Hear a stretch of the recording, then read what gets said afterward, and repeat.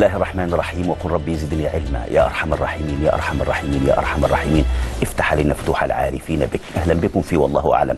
دائما نسعد بصحبة صاحب الفضيلة مولانا الإمام الأستاذ الدكتور علي جمعة، عضو هيئة كبار العلماء بالأزهر الشريف، لنحاوره اليوم حول حرية الاعتقاد في الإسلام. هل ضمن الإسلام للإنسان حرية اعتقاده؟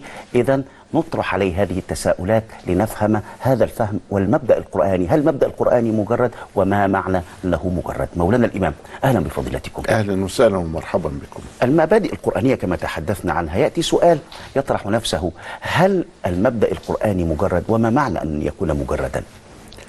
بسم الله الرحمن الرحيم. الحمد لله والصلاة والسلام على سيدنا رسول الله وآله وصحبه ومن والاه. تكلم أصحاب الفنون الإسلامية خاصة في علم الكلام عن قضية التجريد، وقضية التجريد معناها إسقاط هذه الجهات الأربعة التي بها النسبية، يعني يصبح الأمر أو الشيء مطلقا من كل قيد، والقيود إما أن تتعلق بالزمان أو المكان أو الأشخاص أو الأحوال.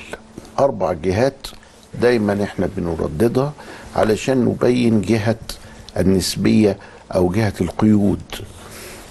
فما يحدث في زمان معين قد لا يصلح في زمان آخر، ما يحدث في مكان معين قد لا يحدث في مكان آخر أو لا يصلح له، ما يحدث مع شخص معين قد يختلف عن شخص آخر، ما يحدث في حالة معينة من حالات الحرب أو السلم أو الجدب أو المطر أو الرخاء أو الفقر أو كذا إلى آخره، قد لا يحدث فيما هو عكس ذلك إلى آخره. فهذا الأمر لو أنه يختلف باختلاف هذه الجهات الأربعة يسمى أمرا نسبيا مقيدا، يعني يختلف بهذه الجهات. أما لو أنه تجرد، هذه كلمة تجرده، من هذه القيود، يعني ما فيهش، يعني يصلح في كل زمان وفي كل مكان وفي كل حال ومع كل الأشخاص، فهو الأمر المطلق، يعني الأمر المجرد. سمي مجردا لخلوه من القيود، سمي مطلقا لأنه لخلوه من القيود. فكلمة مطلق التي مقابلها النسبي، كلمة مجرد التي مقابلها المقيد، هي كأنها تعبر عن شيء واحد. عملية التجريد هي عملية يقوم بها الفقيه من أجل الوصول إلى ذلك المطلق الذي يبحث عنه، فيدخل ويحلل ما أمامه من أمر، ثم بعد ذلك يستنبط بعد ذلك شيئا خاليا من هذه الأربعة، فيسمى هذا تجريدا. فمثلا لو أنه ذهب إلى أبواب الفقه المختلفة فوجد شيئا معينا يرى فيه في حال الوضوء أن اليقين مقدم على الشك، وأنه لو تعارض يقين مع شك فإن اليقين هو الذي يغلب. ابني على اليقين يعني، فيبني على اليقين، فيرى هذا في باب الوضوء، ثم إذا درس الصلاة وجد هذا في باب الصلاة، ثم إنه لما يرى هذا في باب الزكاة أو في باب الصوم أو في باب الحج أو في باب الزواج أو في باب الطلاق أو في باب البيع أو في باب الشراء أو في القضاء أو في أي جانب من جوانب الحياة، فيرى وكأن هذه القاعدة سارية في الفقه الإسلامي كله، أن اليقين يغلب الشك ويقدم عليه ويهدم حاله، وأنه يقدم في كل هذا. فلو أنه تيقن الطهارة ثم إنه شك في الحادث فيقدم يقين الطهارة. لو أنه تيقن أو أنه صلى 3 ولا صلى 4 تشكك، يبني على اليقين وهو 3، لأن 3 موجودة في 3 وموجودة في 4 فهي متيقنة. الركعة زيادة اللي بتشكك فيها أنا جبتها ولا ما جبتهاش، يبني على اليقين.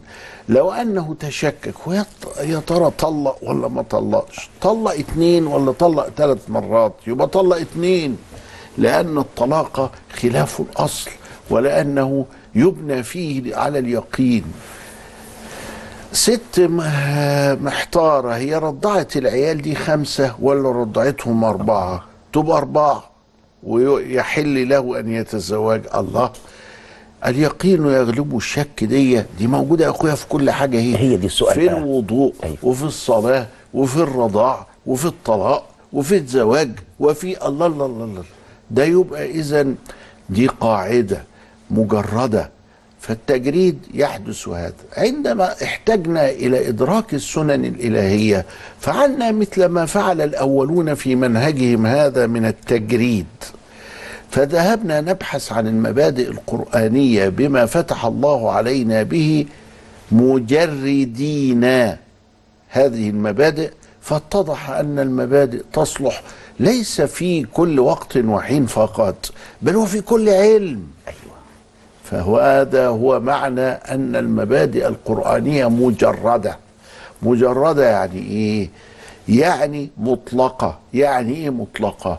يعني كما أنها تصلح في علم النفس فإنها تصلح في علم السياسة، وكما أنها تصلح في علم الدين فإنها تصلح في علم الاجتماع البشري، وكما أنها تصلح في علم الاقتصاد فإنها تصلح في القانون، وأنها تستطيع العمل في كل هذه الأشياء لأنها مبادئ منطلقات. يعني المبادئ جمع مبدأ، والمبدأ معناه البداية، والبداية معناها المنطلق. ابدأ يعني الخطوة الأولى، من هنا نبدأ ومن هنا نبدأ. فإذا هذا هو معنى التجريد. والإجابة: هل المبادئ القرآنية مجردة؟ نعم، هي مجردة. لماذا؟ لأنها خالية عن التقيد بالزمان والمكان والأشخاص والأحياء. وثانيا لأنها تصلح في كل المجالات من هذه العلوم التي ذكرت. يعني كما تصلح في الجامع تصلح في الشارع. نعم. وتنعكس في كل مناحي الحياة. مولانا الإمام، هل تم إحصاء كل المبادئ القرآنية، أو معنى آخر هل تم حصر كل المبادئ القرآنية؟ القرآن لا تنتهي عجائبه ولا يخلق من كثرة الرد. والمبادئ القرآنية على نوعين: نوع هو منصوص في الكتاب، ونوع هو مستنبط من هذا المنصوص بعد إجراء هذه العمليات من التجريد والاستنباط. الذي استطاع الباحثون إلى الآن أن يفعل لا يزيد عن 30 مبدأ، ولكن ذلك فضل الله يؤتيه من يشاء، والله ذو الفضل العظيم. وكم ترك الأول للآخر. ولذلك فإننا نقول وتوصلنا إلى كذا مبدأ، ولكن لا نقول أن هذا حصر أو أننا نتألى على الله سبحانه وتعالى بمنع الفهم بعد ذلك للوصول إلى ما هنالك. فطريقة تفكيرنا مبنية على ما يسمى بالناسق المفتوح، العقلية المفتوحة، مش المغلقة. منفتح. لا، ومفتوح أيضا. يعني هو قابل للزيادة. فإذا كنت أنا توصلت النهاردة إلى 20 مبدأ، بكرة توصل ل30. لو كنت توصلت ل30 بعد بكرة توصل، يعني ما زال اجتهاده يعني متاحا، وسيظل إلى يوم القيامة. لأنه لا تنتهي عجائبه ولا يخلق من كثرة الرد. وهذا أحد دلائل أن هذا الكتاب من عند الله، أنه لا تنتهي عجائبه، أنه عنده من المرونة في الصياغة ما يتحمل به الأسقف المعرفية المتتالية والمتوالية. اسمح لي مولانا في ظل هذا المنهج الإصلاحي والتجديدي أناقش مع فضيلتك هذا المبدأ القرآني: لا إكراه في الدين، قد تبين الرشد من الغي. في آية أخرى: ألا لله الدين الخالص. في حديث شريف: أمرت أن أقاتل الناس حتى يشهدوا أنه لا إله إلا الله. طيب، أو كما قال صدق سيدنا رسول الله صلى الله عليه وسلم. البعض ربما يجد تعارض أو لا يستطيع أو لم يقدم الإسلام من خلال هذه النظرة الكلية بفهمه هو الذي يتساءل، لا يقدم هذه الحرية في الاعتقاد. أبدا. القضية هي قضية أن هناك نصا وهناك تفسيرا للنص، وتفسير هذا النص يختلف باختلاف الزمان والمكان والأشخاص والأحوال. أمرت أن أقاتل الناس، ولكن المبدأ لا يختلف. ولذلك فيجب علينا أن نفسر هذا النص من خلال المبدأ الذي يقول لا إكراه في الدين، قد تبين الرشد من الغي. لماذا؟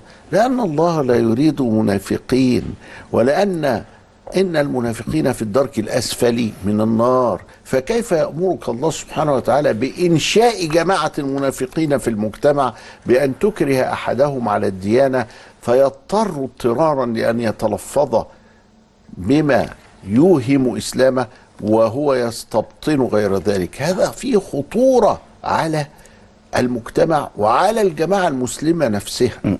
ولذلك فإن الله سبحانه وتعالى قال لست عليهم بمسيطر، وقال وما أرسلناك عليهم حفيظا، وقال إنما على الرسول البلاغ، وقال إنك لا تهدي من أحببت ولكن الله يهدي من يشاء، في غير ما آية تؤيد هذا المبدأ أنه لا إكراه في الدين، لأنه قد تبين الرشد من الغي. طيب، فلما يأتي هذا النص أمرت أن أقاتل الناس حتى يشهدوا أن لا إله إلا الله وأن محمد رسول الله، يرى الفقيه الواعي العالم المجتهد وهو قد تدرب أن يقرأ كلمة كلمة، لا بل حرفا حرفا، تدرب في منهجه هكذا أن كل حرف في هذه الصياغات اللغوية العربية الرصينة الفصيحة له معنى. فيتأمل، يقعد كده المجتهد يتأمل، أمرت ولا أمرتم؟ أمرت. فقال أمرت يبقى سيدنا النبي، يبقى لازم تعيد زمن النبي ومكان النبي وحالة النبي علشان تجيب الشروط بتاع أمرته. يبقى أمرته ليها شروط. ايه الشروط بتاعتها؟ يبقى نرجع للسيرة ونشوف هو ايه الأحوال. سيدنا النبي قعد 14 سنة في مكة لم يرفع السلاح على أحد. عرضوا عليه، منهم خباب بن الأرت، ومنهم حذيفة بن اليمان، ومنهم الأنصار عند البيعة الأولى والثانية. يا رسول الله نجعلك هلك للركب بكرة في منى وهم في الحج. قال ما أمرت بهذا، ما أمرتش إن أنا أقتل الناس. فلما ذهب إلى المدينة عمل شوية حروب وغزوات، اللي هي فين بقى؟ بدر في المدينة، وأحد في المدينة، والخندق في المدينة. الله، يعني الناس جاء تضربه صحيح، ويقضوا على دينه وعلى أصحابه. يعني أنا معتدى علي، اتفضل اشتغل بقى. أمرت أن أقاتل الناس من خلال هذا الشرط، أن يكون جهاد دفع. خلاص، جهاد دفع.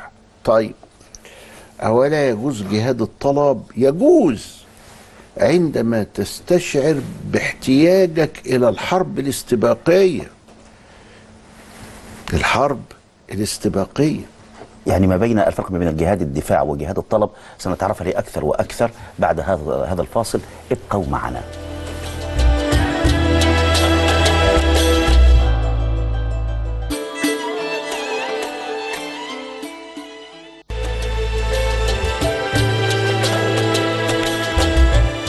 أهلا بحضراتكم. مولانا الإمام، إذن نعود إلى الفارق ما بين جهاد الطلب وجهاد الدفاع عن النفس. كله كان جهاد دفاع، إما جهاد دفاع على سبيل الدفع، وإما جهاد دفاع عن سبيل الاستباق.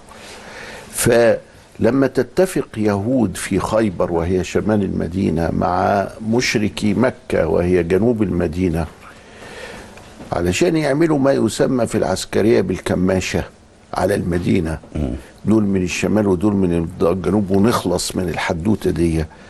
فيفهم النبي صلى الله عليه وسلم، وكان من صفات الأنبياء الفطنة والكياسة والذكاء، ويعلمون الناس ويؤيدون بالوحي كمان. يعني كل ده من الذكاء والعبقرية وكذا، إلا أنها مؤيدة بالوحي، الوحي الذي هو من عند الله، يعني يعلم السر وأخفى. فالنبي لما رأى هذا راح نازل مكة محرما هو وأصحابه، فمنعوهم الأغبياء لأن الله مطلسم على قلوبهم، منعوه من كده. فعمل صلح الحديبية، فحيد طرف الكماشة الجنوبي وراح طالع فوق مجهز لخيبر، وراح طالع لخيبر وفتحها. فلما فتح خيبر وانتهت راح فاكك الكماشة الشمالية. يبقى كده اسمها حروب استباقية لكنها في النهاية دفاع عن الأمن.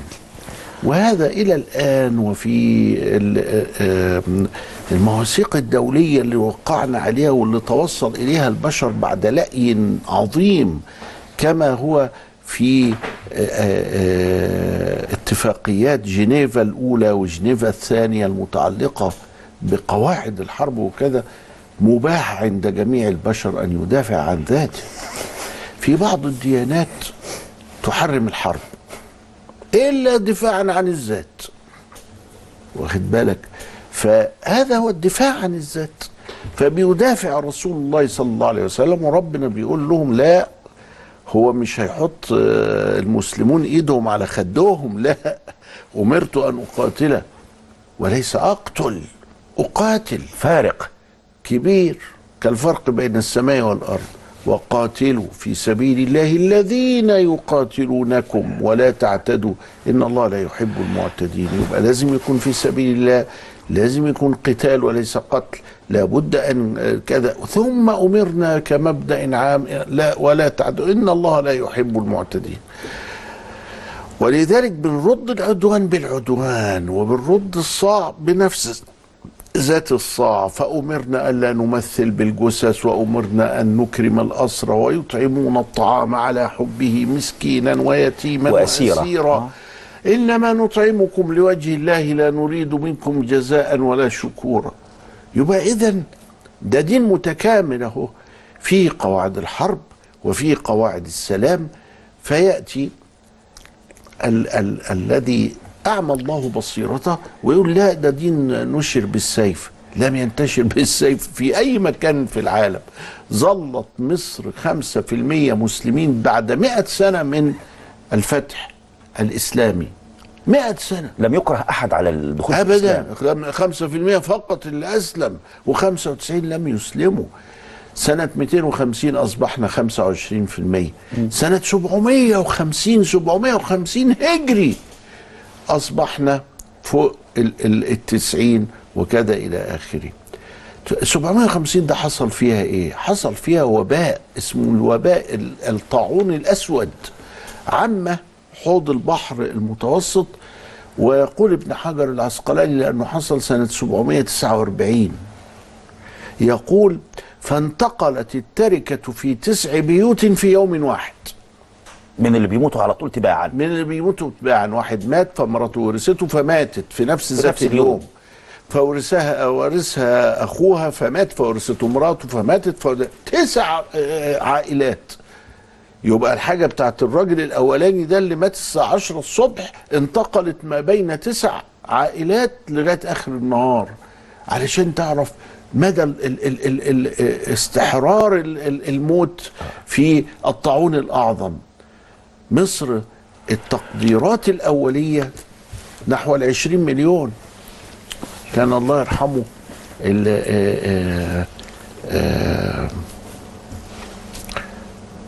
كان صحفي، كان لطيف كده ظريف. فأنا لما سمع مني بقول 20، قال إزاي كده 20 مليون لما جه الفتح؟ قال مش معقول يكونوا 20 مليون. لكن بعد هذا الطاعون الأسود بقينا 2 مليون ونص. انخفض إلى هذا العدد، إلى هذا العدد. وظل كده لغاية محمد علي باشا عد سنة 1810 أظن ولا 30 لقاهم 2 مليون ونص المصريين، اللي النهارده بقوا 100 مليون ما شاء الله لا قوة إلا بالله. فإذا لا يعني الإسلام لم ينتشر بمثل هذا بالأرقام وبالتواريخ وبكل شيء. أمال طيب، أمال إيه؟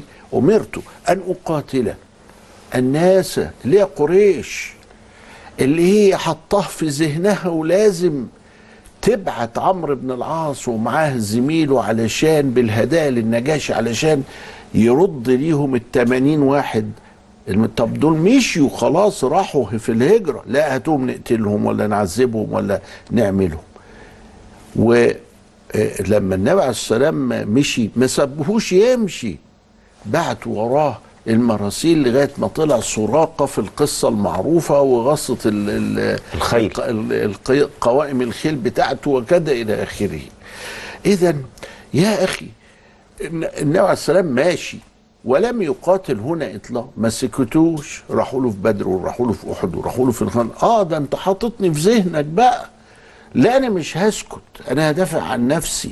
امرت ان اقاتل الناس لغايه ايه؟ ما يشهد ان لا اله الا الله وان محمد رسول الله ويقيموا الصلاه ويؤتوا الزكاه، يعني لغايه ما ينتشر هذا الدين. الانتشار معناه ايه؟ انه يزيل السلطه المانعه لوصول هذا الهدي النبوي المبارك والالهي الصمداني الى عموم الناس. وبعدين فمن شاء فليؤمن ومن شاء فليكفر. انتشار سلمي. لازم حضرتك تسيبني ابلغ الناس. طب افرض انا في مجتمع زي انجلترا ولا امريكا ولا كذا الى اخره وتركونا نبلغ الناس كما نشاء. لما اروح انا في انجلترا ولا في امريكا ولا في اي حته واقول لهم انا عايز اعمل محطه تلفزيون واذيع فيها القران، يقولوا ما تعمل واحنا مالنا. واخد بالك؟ كان زمان مش واحنا مالنا، كان في زمن ايه الصليبيين هجموا علينا والتتار هجموا علينا والاستعمار هجم علينا واحتل بلادنا. كان في زمان غير كده. دلوقتي ممنوع الاستعمار ده وتبقى حاجة وحشة. حتى الأمم المتحدة مع وقوفها مع هذه الكيان الصهيوني الغاصب لأرضنا والمحتل، يسموه المحتل إلى الآن. في مجلدين كبار كده من قرارات الأمم المتحدة تدين إسرائيل وتراها أنها دولة محتلة، بالرغم من تمادي الزمان من سنة 67 للنهاردة 41 سنة، إلا أنهم يرونه، ولا 51 سنة كمان أهو، ولا إيه 7 يعني 41، يرونها هذه 51 سنة يرون أنها محتلة. لماذا؟ كل العالم يرى أن ما فيش حاجة اسمها استعمار وما فيش حاجة اسمها التدخل في الأوطان وما فيش حاجة اسمها كذا إلى آخره. وبعدين ماله الإسلام بقى لما يدافع عن نفسه ويقول أمرت أن أقاتل الناس حتى يشهدوا أن لا إله إلا الله وأن محمد رسول الله. طب افرض شهدوه، خلاص هكف إيدي، لأن غرضي هو توصيل الدعوة للخلق. آمن من آمن وكفر من كفر. إذن كيف ضمن الإسلام وتحرير حرية الاعتقاد، تحرير هذه الحرية عند البشر؟ بعد الفاصل نجيب على هذا السؤال، ابقوا معنا.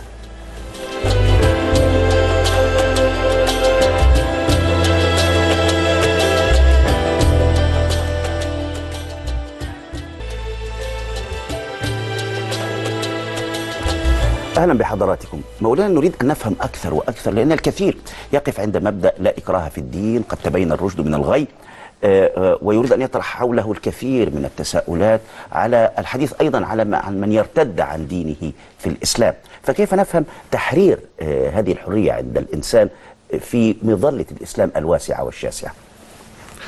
لقد كان لكم في رسول الله أسوة حسنة لمن كان يرجو الله واليوم الآخر وذكر الله كثيرا. ولم يثبت إطلاقا عن النبي صلى الله عليه وآله وسلم أن قتل مرتدا. قتل المرتد هذا ندرسه في باب الحدود وليس في باب الإكراه على الدين أو كذا إلى آخره.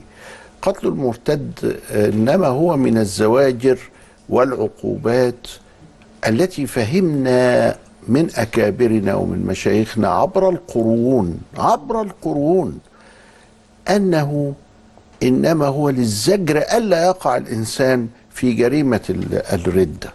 معنى هذا الكلام ما هو؟ أباح الله سبحانه وتعالى للنبي صلى الله عليه وسلم إذا ما ارتد أحدهم. أيوة. يبقى نمرة واحد في الشروط إيه؟ الارتداد. وأراد أن يقوض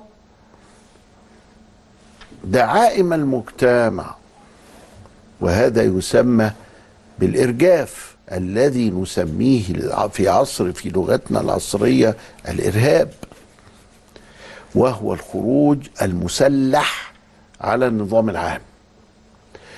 أباح الله لنبيه أن يقتل هؤلاء، فأخذ العلماء من هذا أنه يجوز لولي الأمر إذا ما رأى ارتدادا مقرونا بعنف وسلاح أن يقتل هؤلاء. قال تعالى: لئن لم ينتهي المنافقون والذين في قلوبهم مرض والمرجفون في المدينة لنغرينك بهم ثم لا يجاورونك فيها إلا قليلا ملعونين أينما ثقفوا أخذوا وقتلوا تقتيلا. رسول الله كان يعلم بالوحي المنافقين.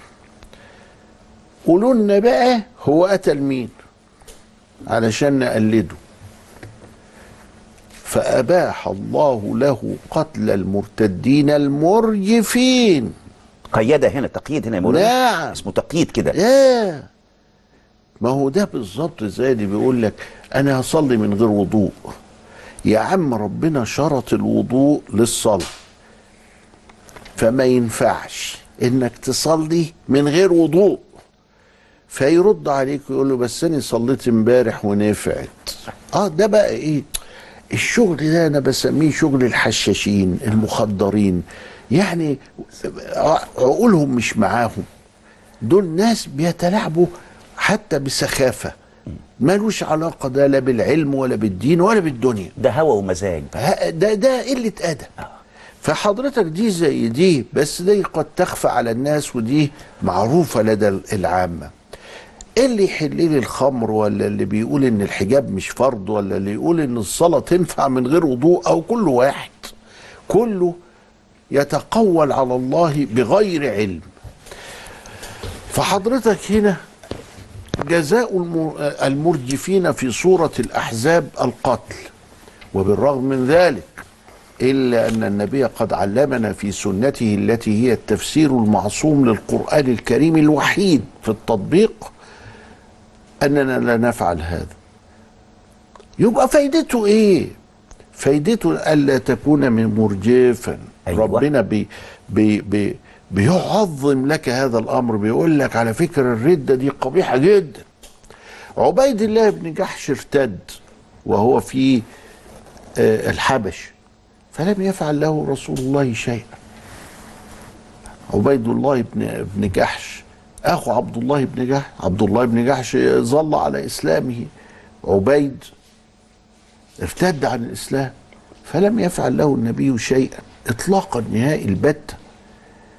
النبي صلى الله عليه وسلم كان هناك بعض الناس قتلوا المسلمين أو كتبوا شعر يسبون فيه حرائر المسلمين، الحرائر المسلمات بيسبوا فيها، فصدر ضدهم حكم قضائي. إذن هو حكم قضائي، حكم قضائي لغير علة الردة. لغير علة الردة، سب الحرائر، بل للعدوان على حقوق الآخرين، دماء، أعراضا، أموالا، أشياء من هذا القبيل. حكم قضائي. ولكن لما أتى من أجل عقوبة ليست هي عقوبة ضد الردة، لأنه فمن شاء فليؤمن ومن شاء فليكفر، لأنه لا إكراه في الدين قد تبين الرشد من الغي. وعليه فلو ارتد أحده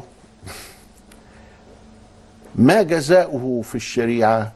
ارتد بس كده، مفيش إرجاف ولا حاجة، قعد في بيتهم وسكت كده، هو مرتد مع نفسه كده، خلاص. فمن شاء فليؤمن ومن شاء فليكفر. اخصى عليه، اخصى عليه.